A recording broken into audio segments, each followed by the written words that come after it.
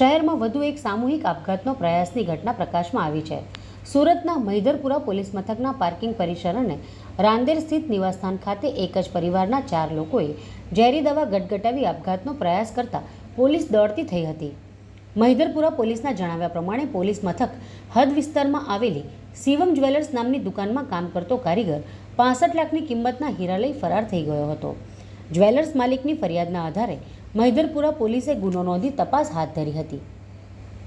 દરમિયાન મહિધરપુરા પોલીસ દ્વારા લાખોની કિંમતના હીરાની ચોરી કેસમાં આરોપી દિલીપ વાઢેરની ધરપકડ કરી હતી, જે આરોપીની ધરપકડ કરી 60% જેટલા હીરા રિકવર કરવામાં આવ્યા હતા।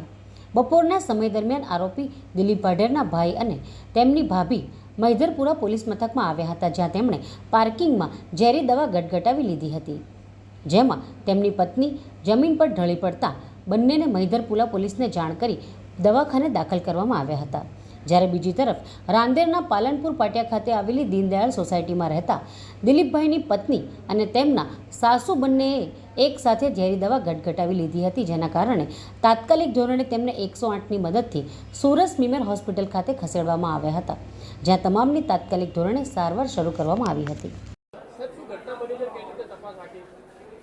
8 ઓગસ્ટ 2024ના રોજ મહિધરપુરા પોલીસ સ્ટેશન ખાતે એક નોકર ચોરીનો ગુનો દાખલ થયેલ છે, જેની અંદર 65 લાખ રૂપિયાનો મુદ્દામાલમાં હીરા ગયેલા હતા। આ ગુનો દાખલ થયા બાદ મહિધરપુરા પોલીસે તપાસ કરતા મુખ્ય આરોપીની ધરપકડ કરવામાં આવેલી હતી અને મુખ્ય આરોપીના ઇન્ટ્રોગેશનમાં જાણવા મળેલ હતું કે જે ચોરીનો મુદ્દામાલ છે એમણે એક દિલીપ કરીને એક વ્યક્તિને એણે આપેલો છે, જેના આધારે પોલીસે આરોપી દિલીપને પણ અટક કરી અને પોલીસ કસ્ટડી રિમાન્ડ મેળવેલા હતા। આ પોલીસ કસ્ટડી રિમાન્ડ 23મી ઓગસ્ટ સુધીના પોલીસને મળેલા છે, મતલબ કે હાલમાં આરોપી જે છે એ પોલીસ કસ્ટડી રિમાન્ડ પર જ છે।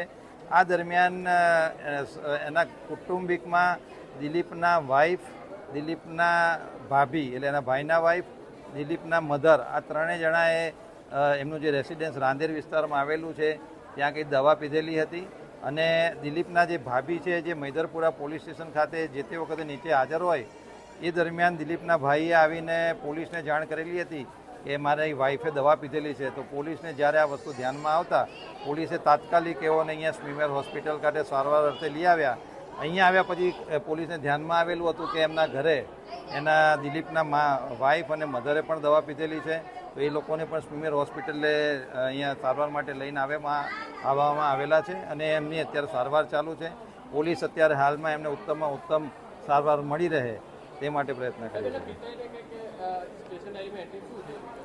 આની અંદર જ્યારે મુખ્ય આરોપીની ધરપકડ કરવામાં આવેલી એ વખતે તપાસમાં દિલીપનું નામ ઓપન થયેલું હતું, એટલે એની અટક થતાં પહેલાં જ્યારે એના દિલીપના ફાધરને ધ્યાનમાં આવેલું હતું કે આમાં દિલીપે મુદ્દામાં લીધો છે એટલે દિલીપની પણ ધરપકડ થશે, એટલે એણે પોલીસને તપાસ વખતે એવું કહેલું હતું કે જો તમે મારા દીકરાની ધરપકડ કરશો તો કે હું આત્મહત્યા કરીશ, જેની પોલીસે જે તે વખતે ઓફિશિયલ સ્ટેશન ડાયરીમાં નોંધ કરીને નોંધ રાખેલ હતી અને એ દરમિયાન આ બનાવ બનેલો છે।